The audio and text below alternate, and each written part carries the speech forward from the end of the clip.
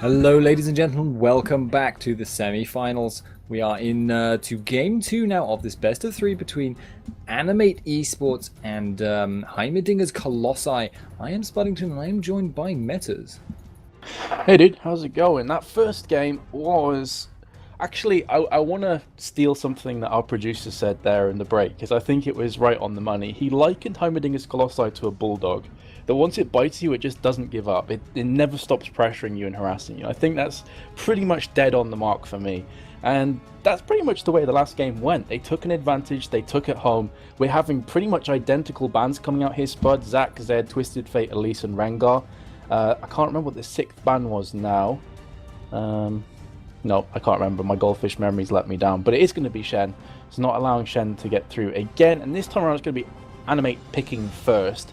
Do you think they're going to try something to counteract the lane switch up? Because for me, that's basically what got the ball rolling for Heimerdingers Colossi last time around. Well, the ultimate counter is just to straight up pick Caitlyn away, because she is obviously the king of controlling which lanes do well in the lane swap situation.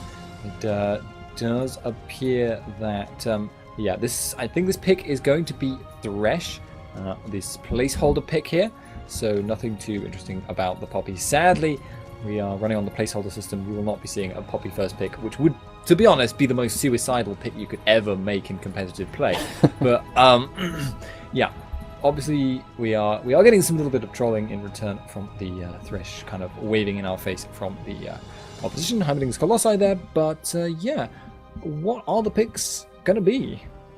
Well, as you said, Akilord very kindly just messaged and said it would be Thresh. That is Poppy, the placeholder pick. The reason for that, if you're wondering why LCS never does this, is because they're on the tournament client. We are on the live client. So unfortunately, these players do not have all the characters unlocked to them already. If they're on a Smurf or something like that, it will be reflected. So that's the reason you're having Poppy for Thresh. We have 2 hovered over choices. They are going for the Thresh and also the Jarvan, which I'm assuming is going to be switched over. There you go. Freeze does pick up the Caitlyn again, and we are going to have Yamato Cannon on Jarvan again. So they're thinking if it ain't broke, don't fix it. Maybe going to run the exact same comp in the exact same way. And as you said, it's a good way of counteracting the previous success is to just pick out champions, but they've not gone for that. They're pretty much gone for what they did as well with the Thresh. This time around, Samwise may be picking up the Ezreal, hovering over it, but haven't locked anything just yet in, Spud. Well, obviously Ezreal is a solid pick as well, but it does seem like it would still be open to having that lane swap happen. Well, then again, this time they are obviously going to be on the other side, so if you give that Ezreal the golem advantage at the start, this might also be another placeholder pick if they pick Annie. Or it could be an Annie pick, you never know. Prolly, I love you. But we could, yeah, as I say, could be an Ezreal pickup. If it were an Ezreal pickup, I'm not 100% certain I'd like that, because you just wouldn't be able to straight up match up against Caitlyn. I feel like Caitlyn would have the early game advantage, would get the pushing advantage, though he would have the golem advantage, so might work out. We will be seeing though. They have locked that in, I think.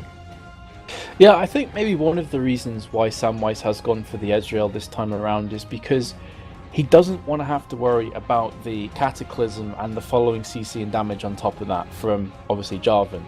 Arcane Shift can just get him straight out of the problems instantly, and if he's going to go for the blue build as you'd expect, and most of the top tier players do right now on Ezreal, then it's going to be a lot of slows, constant slows from the gauntlets that's going to be firing out. Interestingly enough, we see Maluno taking Nunu. Now, Nunu is a viable pick. I am curious to see if it is a placeholder, however, although I feel it may actually be the real pick. And also going to have Mithy on Lulu, so they are running the same duo lane again, and I feel they're more than likely going to switch it up again here, Spud. I don't see a reason they wouldn't. Yeah, well, I mean, if you think about it in terms of having Nunu as your jungler and then having him support your AD carry, he is crazily good at helping your AD carry to push, because he has that blood boil. Both of you get the movement speed. He actually has the consume, so he can sustain a little bit better if they go for that 3-man push on a lane against a 1-man holding.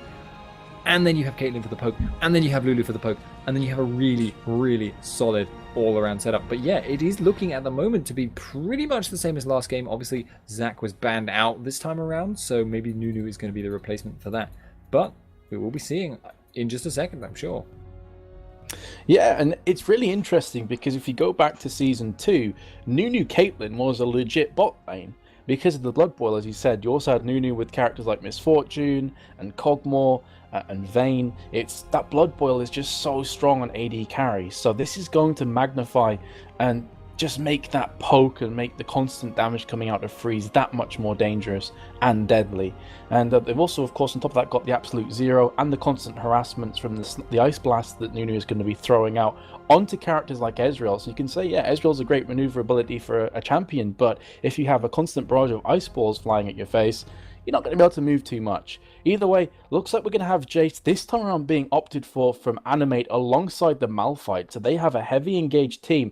It's somewhat of a split comp, though, I have to feel here, Spud, because they've got heavy engage with the Malphite and Nautilus, and then they've got quite a bit of poke coming in from Ezreal and Jace, and on top of that, the Thresh with the box, so they've got a bit of everything here. I feel like at the moment they're dependent upon getting that poke down. If they don't poke the enemy down before engaging, they're going to lose in a direct 5-on-5. So Malphite and Nautilus are actually just going to have nothing to do but twiddle their thumbs for quite a significant amount of time. And actually, a Kha'Zix pickup would be a very, very solid one, but actually not going to be happening. So we have got that Orianna lock-in.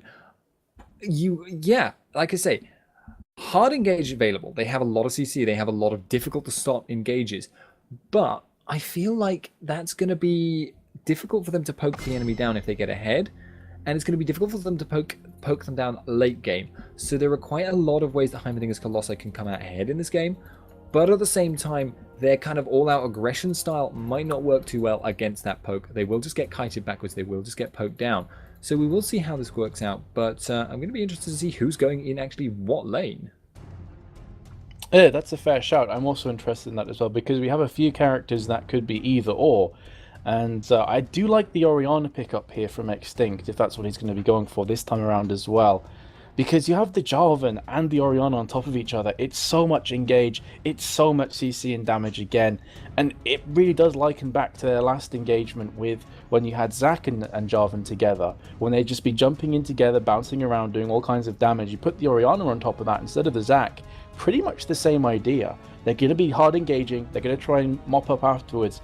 And also Orianna is very good at clearing waves and stalling the game. So even if Heimerdingers Colossi do go behind, the dissonance and the raw damage that Extinct puts out will keep them in contention for longer. So I really like the pickup here, especially alongside the Lulu as well. They have so much disruption and interrupts for the team of Animate, who are by and large going to try their best to make something happen here with the Malphite. Malphite's going to try and teleport in. He has picked up the teleport here from top lane, and he's going to try and unstoppable force his way into the faces of Heimerdingers Colossi. Again though, if that isn't successful, if it doesn't pop down a couple of those players quickly, they have a lot to retort with. The Orianna is going to melt faces. Malphite puts himself in precarious positions. That's why he's going to build tanky. So if he doesn't blow up someone instantly, Orianna is going to look to answer that call. Yeah, now I think we are going to be moving into a quick commercial break while we wait for the delay timer to tick down now. So we'll see you in just a couple of minutes when this game gets underway. See you then.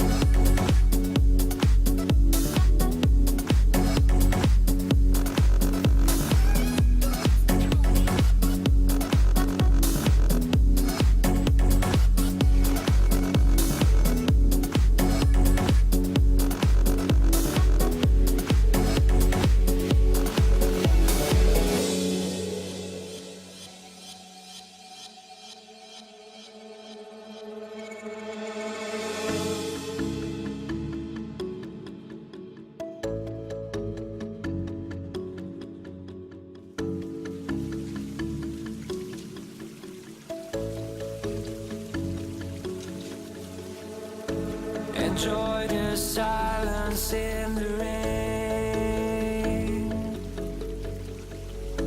When all my troubles wash away and bring me peace and still my pain, and have me live through another day.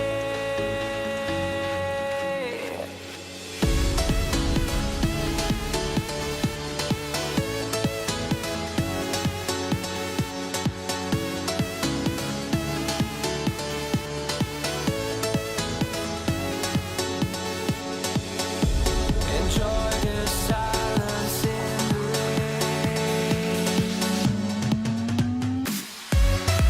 Enjoy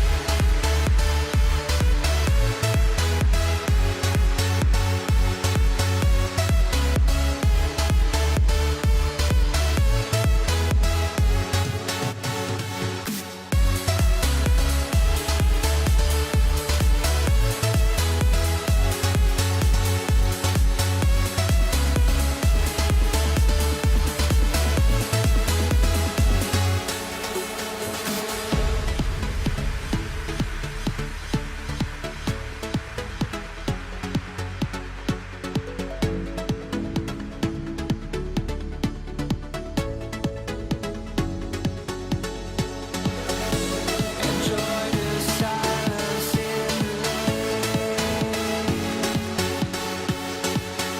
When all my troubles wash away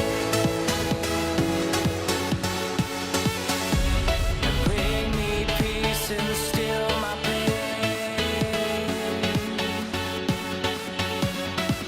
and have me live through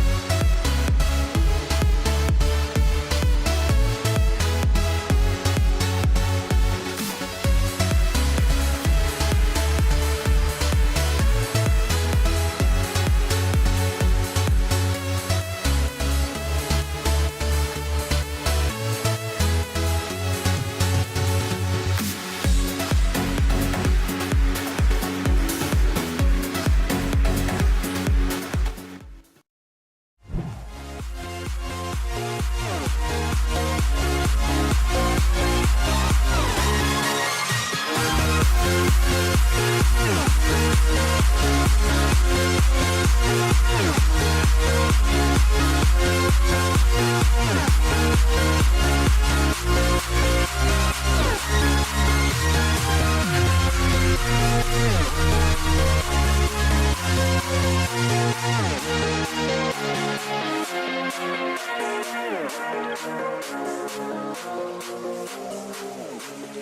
Hello, ladies and gentlemen. Welcome back to the semi-finals between Animate and Heimerdingers Colossi. Nearly forgot their name there, but we are going to be going into this second game now. It's 1-0 to Heimerdingers Colossi, and I wouldn't be surprised if we see some kind of level 1 action here.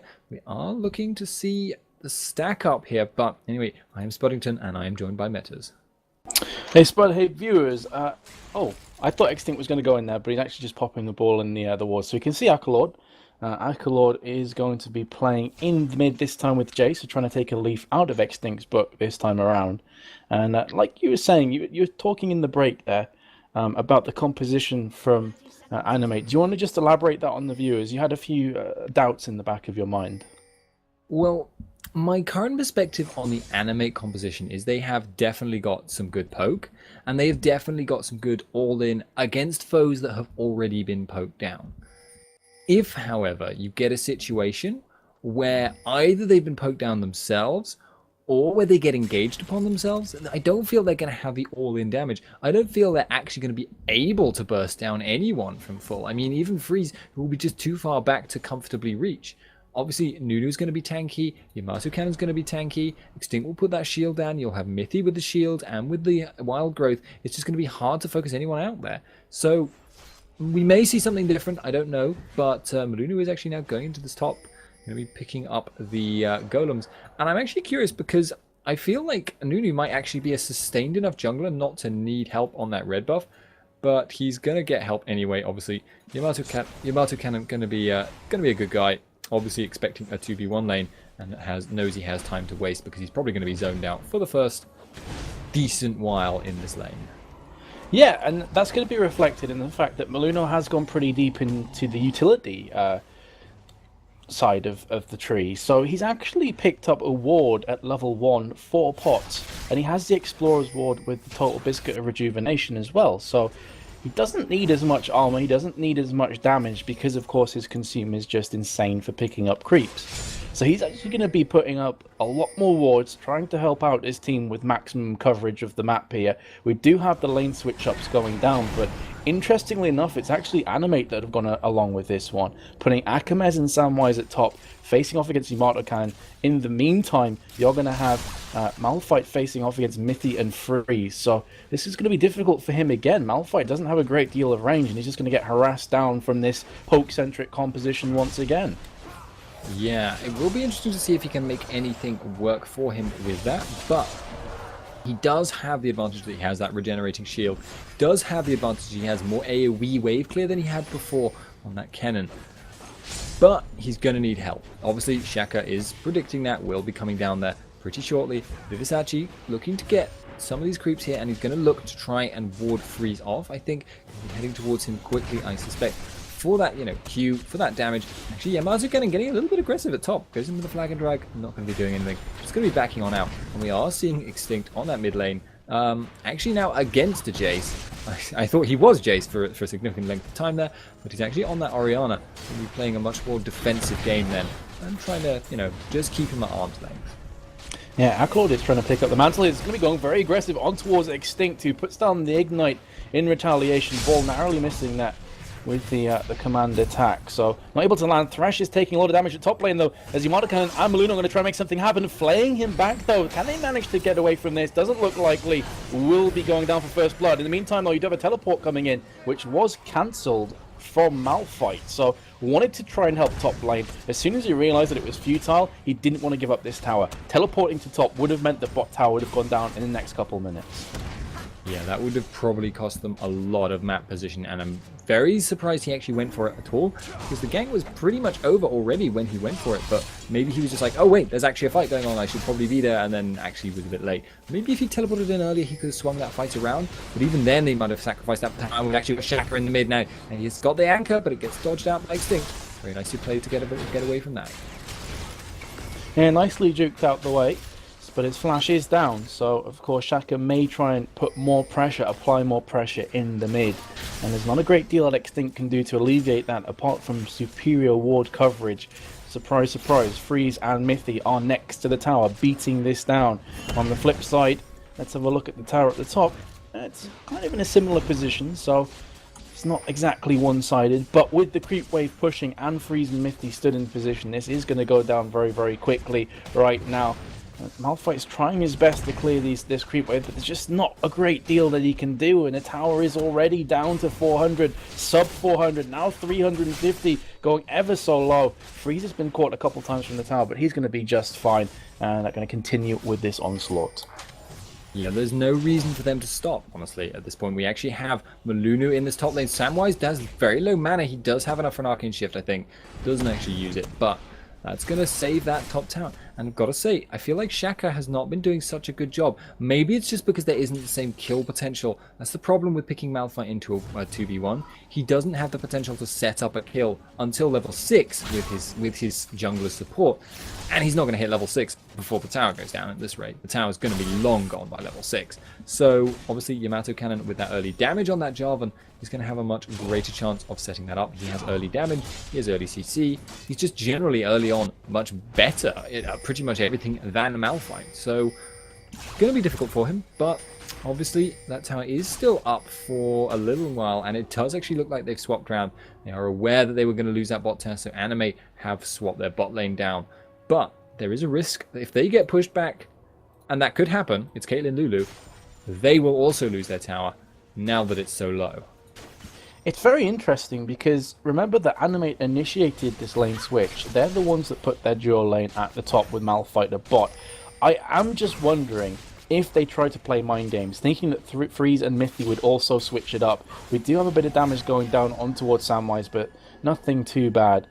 Nothing that's going to make him go back to spawn or stop him from getting any good amounts of CS. But yeah, I'm quite interested to see if they were trying to mind game out Heimerdingers Colossi so that both the duo lanes would go top lane. If that was the case, it simply hasn't worked. Again, as we said last time, Heimerdingers Colossi seem masterful when it comes to the lane switches. They're going to take down this tower, even with Samwise and Akamezz there standing around. We do have an engage actually towards mid. Maluno going very low. Here's an Aflaton wall. Here comes this double force though. Back, they're going to try and turn this one back around on towards Extinct. Extinct is not going to be able to survive this one. Will go down from Akilord. So they pick up the kill with some pings going around towards Drake, but I don't think they're going to go with this one. Shaka is too low. Instead, they're going to try and push this mid tower down. Yeah, and they obviously have the means to do that. Caitlyn is going back to bot, so it looks like they might well get this. Vizicsacsi is quite low on the mana. Shaka is doing a lot of damage to the creeps, but they will put down a lot of damage on this tower. Whether they can actually take it out completely, I don't know. Mithy has been Blood Boiled, so, you know, getting those Lulu help picks damage procs a little bit faster, but Shaka going quite low to that harass. Now we have the damage from Akilord not being sufficient. Malunu charging the ultimate. Flay knocks him back, but Akamezz going low. We forgot the hook, actually. Depth charge following up. Shaka is tanking too many tower shots. Lulu gets a double kill, and that's not really the result they wanted, I feel. That's not something you say too often, is it? Lulu with the double kill. That was sublimely played, though, from Maluno and also Mithy in mid. I do not think that Animate were expecting that kind of damage to come down. When the absolute zero was cancelled, it still picked up the creep wave, so they were tanking tower shots for 3 or 4 of them right at the death. So impressive play. This top tower has 29 health points remaining, so Mojtaba is going to be pushing this one very, very soon. And again, that will mean it's a 2-0 tower deficit facing Animate. If Mojtaba does pick this one up, he just needs one more attack, but this creep wave isn't really playing ball. In the meantime, though, Heimerdingers Colossi, surprise, surprise, noticing that Malphite's teleport is down and he has to go top to stop this tower from falling. They're going to be picking up the Drake. Should be fairly comfortable as well. Thresh throws through his lantern there, but Drake has already been slain from Maluno. So again, just optimal global control, and they also get the top tower. So just gold seeping through, hemorrhaging from Animate. About a 4k gold lead at 9 minutes 30. That's even bigger than it was last game, and that's not a good situation. Animate are going to try and recover something here. They are going to go for this mid tower. They will probably pick it up too. We have actually got the shockwave going in. Akamezz and Akilord getting a lot of damage. They can't actually put the damage. Hook goes down though. Extinct is in trouble now. We've got the wild growth saving him. Flash out from Akilord. Now they're putting down the damage. Not going to be able to get it though. Mithy is going to be actually still alive. Malunu still alive. They're holding onto this tower in a very disadvantageous situation. Now Freeze is back in. Akilord is too low, and Akamezz is going to have to back out, holding onto the tower. No tower is taken now by Animate. The ultimate from Ezreal is going to push down the mid, but now they have to worry about their mid tower when it was supposed to be their push that was going to be taking an advantage here. We have got Thresh still in here. We have got Shaka still in here on that Nautilus. They are going to be able to hold their tower, but they need to take some kind of advantage in return if they possibly can. It's not going to happen right now. They are just going to have to turtle this out for a little while. But can they even hold this mid against the push if it comes to a 5-on-5 situation, matters? I'm not entirely sure. It's going to depend on how they execute, if they can get the right ultimates in the right areas. I was just having a quick glance across to Jace's build because I was interested to see if he's going to go with the same kind of order as Extinct did. The answer is a no. Extinct did finish off his Mana Moon and also his Last Whisper fairly quickly, whereas Akilord preferring the Brutalizer first. So it's going to do quite a nice amounts of damage, but he's not going to be finishing off that Mana Moon anytime too soon. He has about 300 gold in his back pockets. That's not going to be anywhere near enough. He's going to have to farm it for a while. Joven has engaged on towards Malphite at the top. There is no tower to go back to. Cataclysm has been used, and the Ignite as well, forcing the Unstoppable Force and the Flash as well. So that's a massive amount of Initiate taken out of the equation from Animate. Some damage going down towards Freeze, but with the Orianna shield, not going to be a problem at all. But that's pretty big news. Even though Malphite didn't die, his 2 big initiation tools have been taken out regardless. Yeah, that's going to cost him hugely.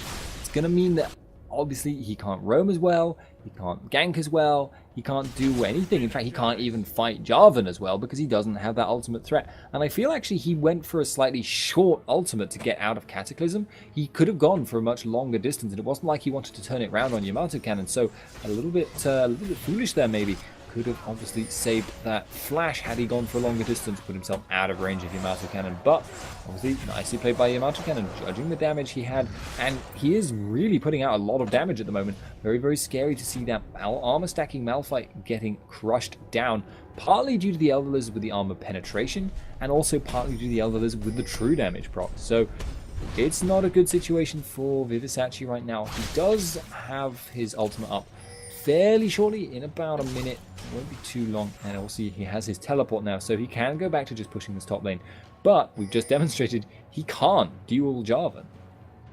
Yeah, Jarvan will really, really badly beat him down, if not kill him. He only got away by the skin of his teeth last time around, doesn't have his flash, so even though the Unstoppable Force will be up in about 15 to 20 seconds or thereabouts, his flash is not even halfway through its cooldown. So fairly dangerous times for Malphite. He is going to be recalling, currently level 8 to Yamato Cannon's level 10, so he's even behind on levels. Not looking too good for him at this point in time. We do have a bit of, I don't want to say harassment or engaged, but just both teams like beating their chests in the mid, trying to show each other who's boss, with Akilord firing across a couple of shot blasts, missing Lulu narrowly there on Mithy. But I feel that when Drake comes back up again, we are going to have another team fight kicking off. But until that point though, Yamato Cannon is going to be more than happy to harass the Malphite away and to pick up as much CS as possible, maybe even push down towards this second tower. Yeah, sorry, just getting distracted a little bit by problems. As you say, Jarvan right now is proving to be actually a pretty brutal split pusher at the moment. I mean, he's just shoving this out. They have a lot of ward coverage in that upper jungle, so they can just keep track of where anyone is if they're going to try and stop Yamato Cannon. The only danger from that perspective is that obviously it will farm Yamato Cannon into a beast, and will obviously farm him into a lot of items. But Jarvan kind of doesn't really scale that well in terms of damage. He obviously likes to get tanky, but it won't be him building himself into a monster. It won't be like getting a Kha'Zix with 200 farm where he'll just clean up the whole team. Jarvan is only ever going to be able to really do a fair bit of burst damage to maybe 1 or 2 targets and then lock people down. He's mostly a CC and kind of a bit of damage on the side, kind of bruiser. Obviously scary, but Malphite is going to transition probably into being a very, very scary sudden burst damage. He does obviously also, to be tanky, he's going to build that Sunfire Cape, which will let him trade a little bit better with Jarvan. But there's actually a risk now that he could get caught out. If Yamato Cannon gets on him, we've seen it before, he can stick.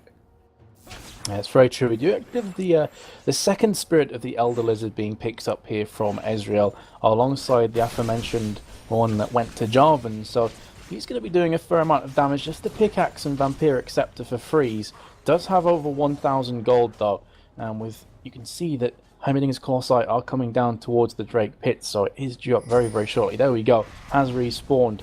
Malphite is out of position, but he does have his teleport. He is coming in here from the side, so gonna try and harass off with him, maybe try and engage, as you said previously. Akamezz is taking point alongside Shaka. Death sentence has landed on towards Luno. He's gonna pop up his absolute zero, I should say, absolute legend. And you're gonna have a lot of damage coming in though.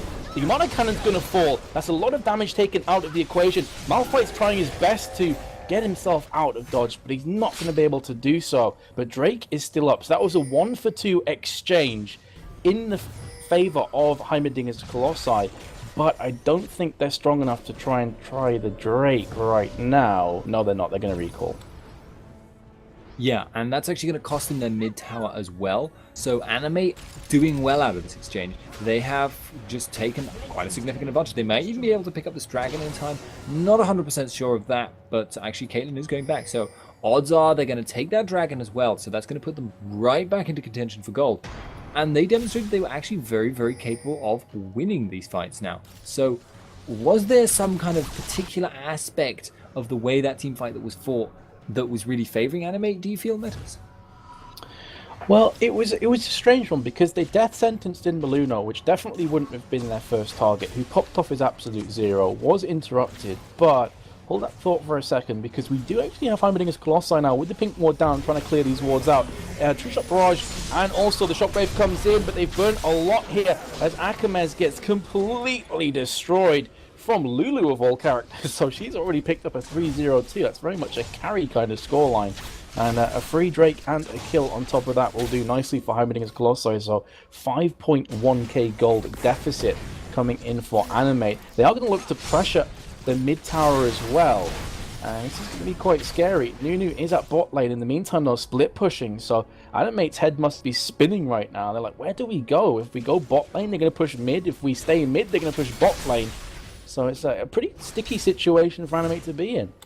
Yeah, what they might do here is look for an engage while they know Nunu is bot lane. They might be able to get Thresh back in. They might be able to get Akilord on that blue buff. He has got that now, so he'll have mana. They are going to look for this engage, but Heimerdingers Colossi no. Heimerdingers Colossi are going to back out. Nunu is not a very fast pusher, though, so he's going to have to head back to join up with the rest of his team. Or just stick down there. I mean, he could clear the wave with his ultimate, for instance, although it's not available at the moment. But he is risking having his team kind of get caught in the lurch here. But I'm not sure Animate can actually afford to push this. If the Shockwave comes back up, and in fact it is up, and you get the Wild Growth, you get the Jarvan going in, there could be a backfire if these 5 guys go for this turret against 4. We have Yamato Cannon putting down some damage. The poke is going down strong here. We have got Yamato Cannon going in. The Shockwave goes in. We've got the Malphite going over the top of it, but it's not going to be enough. We have got Shaka going down very, very low. Caitlyn looking for the damage. Not going to be able to put it down, but Vizicsacsi is going to go down as well. Samwise actually now flashes after Mithy. Mithy going to be running away. Actually, Hellpix keeps her alive. Freeze is now trying to keep himself alive. Yamato Cannon over the wall. Barrier popped. It is going to keep them alive for just a second, but that's not enough. That's going to be the pickup there. And like I said, backfire there. Actually, the flash from Freeze picks that up. Like I said, the backfire, and Malunu is now going to very slowly take this bottom tower. Oh, that was, well, pardon the pun, cataclysmic. I'm not meaning to be putting puns in there, but it was really not the kind of team fight that Animate wanted, because Nunu was not a single part of that fight at all. The whole time he was just beating down the bottom tower. It was a 4 versus 5, but it was that combination that we were talking about in the Champion Selects, Buddington. The Shockwave and Cataclysm on top of each other. There's just nothing you can do. If you get hit by one, you get hit by both of them. And suddenly, the blink of an eye, everybody was flashing up red from Animate. Caitlyn cleaned up really nice, has moved herself on 303, must have a lot of gold in her back pocket. Yeah, 3.2k. So when she goes back to spawn, you can guarantee yourself at least a BF sword, maybe even a Bloodthirster, building towards the Infinity Edge. Let's have a quick look. She is recalling now. What is she going to go for? Okay, Bloodthirster. And building towards the Last Whisper as well with the longsword and pickaxe combination. So that's a big power spike for Caitlyn. Yeah, and I would like to announce that Nunu has a very silly walking animation when he has Home Guard boots and Blood Boil on. But obviously that isn't very important, but it's important to me. So he is actually going to go pick up this red buff, possibly to pick up for himself, possibly just going to get that consume proc. Obviously they have now changed it so that he gets percent damage on his auto attacks and his abilities, which is actually super nice upgrade if he eats a lizard, which basically means something to do with red buff. And that's going to make him, obviously, a much bigger threat, actually. He can stick to people and do some pretty decent sustained damage now, which isn't something you normally associate with him. He obviously has fairly low base attack speed, but he has that Blood Boil, which keeps him going pretty quick. Obviously, he will be a fairly scary Nunu to deal with. Going to be looking to support Freeze as well, though. So, obviously, he has all of the monster buffs at the moment. He has the extra health, he has the spooky mist. I love the names, actually. The spooky mystery meat, the ornery monster trails, monster tail, sorry, rough rock candy. But we are actually now seeing an engage here. Malunu is actually going to just put down an ice ball on Shaka. The glitter lance then hits multiple people, and they all just back out. Yeah, and one of the reasons why Caitlyn has gone for the Bloodthirster and building towards the Last Whisper, typically she wants a Zeal or a Phantom Dance, or maybe even the Shiv, but the problem is that she simply doesn't need one, because she has the Blood Boil. As we were talking before, the Blood Boil from Nunu is going to do all the attack speed buffs that she needs and requires, and it means she can build more towards just pure damage. Also, you're talking about a funny animation. He's actually chasing after Samwise right now, constantly slowing him down. Here comes the shield.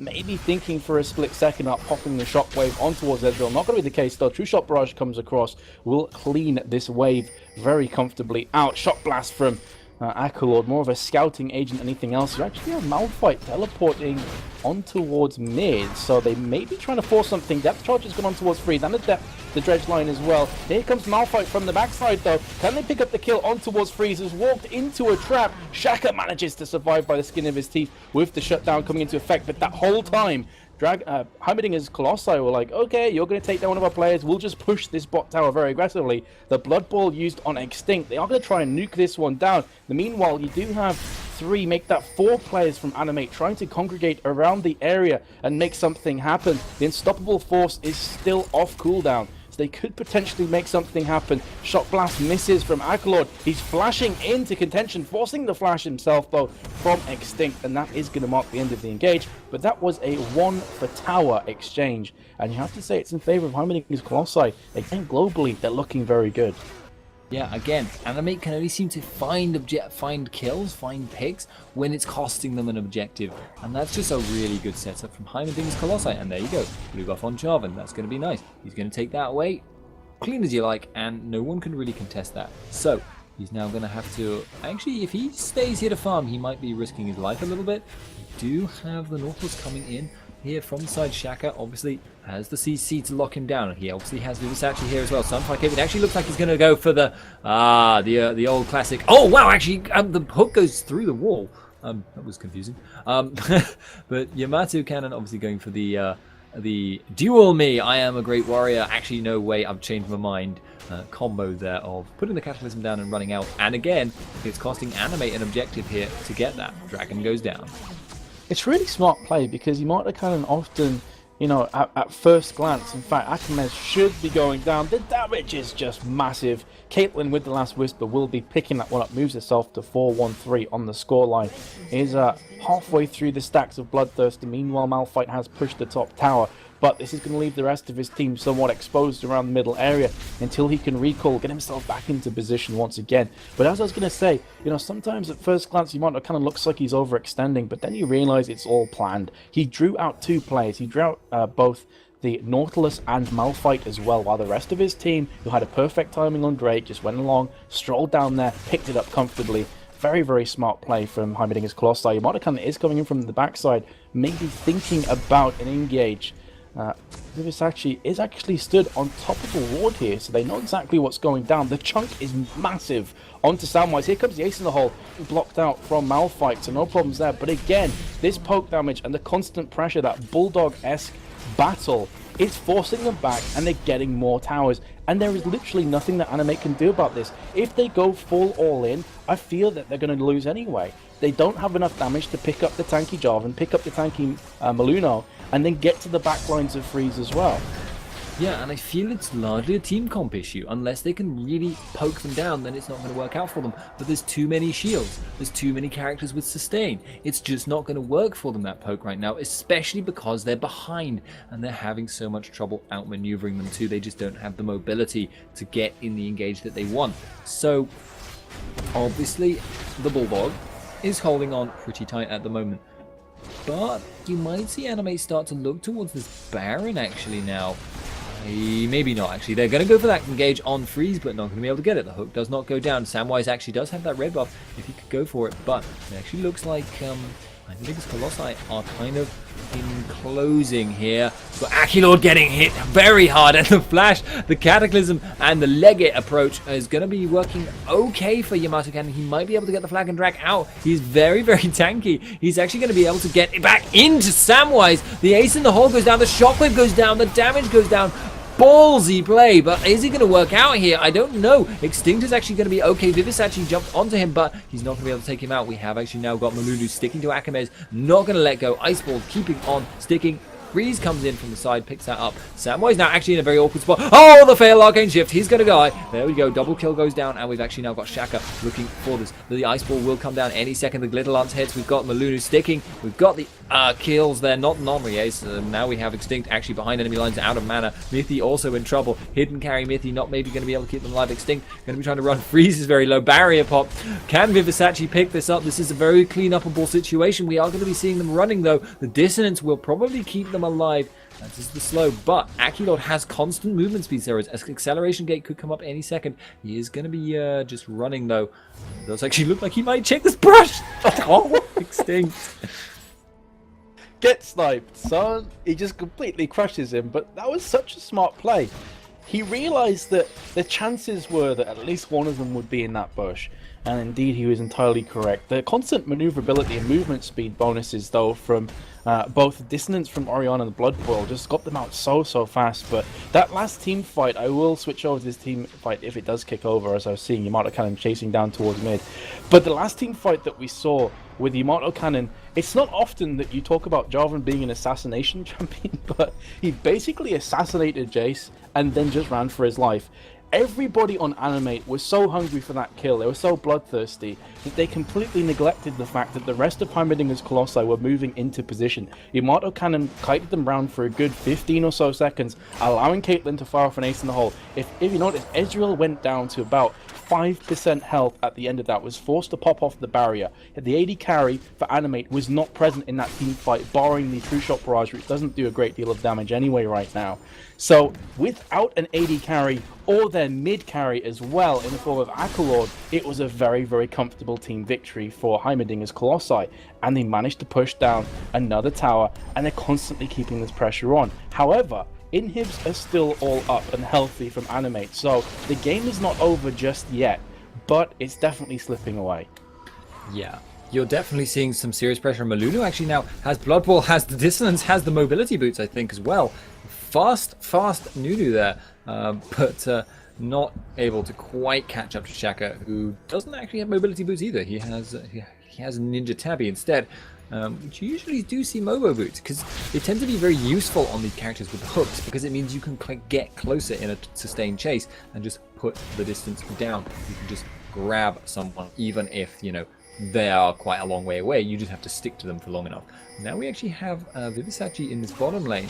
Does have teleport available though, so they are going to go for the Baron. We got Yamato Cannon going in. Akamezz now has put down the box. They are going to be possibly in trouble here. Extinct actually going. Ow! Extinct getting knocked up. Gets Wild Growth though, so he's not going to go down immediately, and Extinct is still sticking in. The shield is going to keep him alive. Vizicsacsi is not going to be able to take him out in time. We actually had the Absolute Zero going down, and Akilord is very low. Akamezz is ballsing in the front line, but he's not going to be able to survive for long. Samwise going down to Caitlyn, and now we have another victory for Heimerdingers Colossi. It looks like they're going to try and chase this down. Akilord isn't going to go down, but nicely played again, and it feels like Heimerdingers Colossi are going to pick up an inhib here.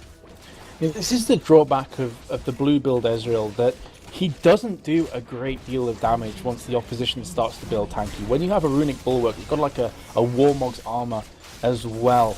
It starts to look pretty precarious for blue build Ezreal. When you compare that to Caitlyn's damage with the Bloodthirst from the Last Whisper, and now the Static Shiv as well, she is just simply doing a lot more single target damage. So in these team fights, when a player or two get picked off, as we've seen the last few, it just basically spells out doom for Animate. They can't pull themselves back from those situations. Nautilus popped his ultimate, only landed onto both Nunu and Oriana as well, so it wasn't disrupting Freeze, it wasn't disrupting anybody else. There you see, True Shot Barrage goes through Freeze, barely scratches him. Here comes Akilord from the side though. It's going to be sped up distance lands. Mithy is going to put himself in harm's way. Good guy Mithy, sacrificing himself for his team, and that will buy some time for Extinct and Freeze to recall. But Spud, with Mithy being down for 33 seconds, with Extinct being very low, this could be prime time for Animate to try and pick up this Baron. The one downside is Yamato Cannon is coming from the side, so we could have an epic steal kicking off here. Animate is still nuking down the Baron. We do have a bit of harassment from both Caitlyn and Yamato Cannon. Yamato Cannon is still around the side. He's going to cataclysm him in, but Nunu is actually going to take the Baron there, jumping over with the Consume. Now going to be Absolute Zero on towards Akilord, picking up that kill as well. This is absolutely terrifying from Animate's perspective. everything that could have gone wrong did just go wrong, and it was just one of those kind of team fights that could not have gone any worse for Animate. That's a 5-0 exchange, and they surrender off the back of it. I think that was the final nail in the coffin. They couldn't bear to play the game anymore. No. GG, well played. 2k smite, I think someone said. Obviously, at this point, Consume was maxed on Nunu, so it's doing 1,000 true damage. Then he had Smite for 940. In terms of spikes, true damage, that you can't outsmite that. He flashed in at the right time, and therefore he could just take it. And there was nothing that could be done about it by Shaka. So, well played by Heimerdingers Colossa. You've got to say, they really controlled the entire game, both games, and that was a domination station. Well played.